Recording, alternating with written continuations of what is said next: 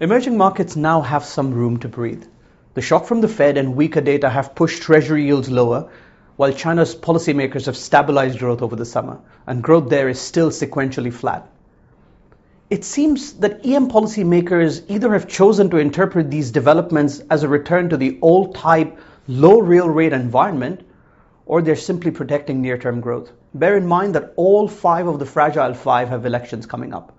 Regardless of the reason, they've chosen to ignore the summer signal from the markets, and that is to address the deep-rooted problems in their domestic economy and their external balance sheet.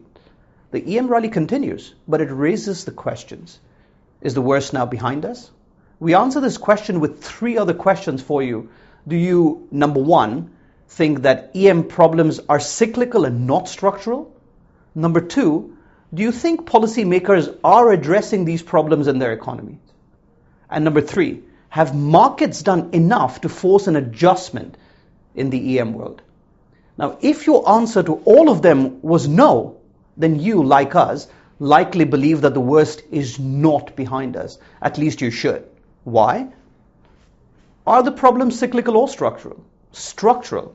And 3 of them. Number 1, that capital misallocation needs to be corrected in a regime of rising real rates, and that's very hard to do. Number 2, global growth is becoming more of a zero-sum game. Growth in the US, the Euro area, and Japan are not necessarily good for everyone else, as was the case for many decades. And number 3, the great EM unwind, a triple cocktail of the unwind of US QE, China's leverage, and EM domestic credit will still be the dominant environment over the next 12 to 18 months, if not longer. Turning to the second of our 3 questions, have EM policymakers addressed the problems at home? Well, 4 of the 5 have acted. India has cut its short-term rates 125 basis points and now seeks bond inflows.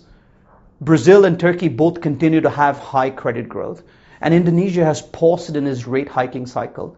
None of them have announced any major structural reform to accompany these actions. To me, this seems like a purely cyclical response and stands in sharp contrast to the structural nature of their problems. And now the third question, have markets done enough? No. Primarily because the shock is either partly or in some cases almost fully reversed. Peripheral Europe saw tremendous pressure on policymakers and institutions because of a more permanent shock. This has simply not been the case in EM.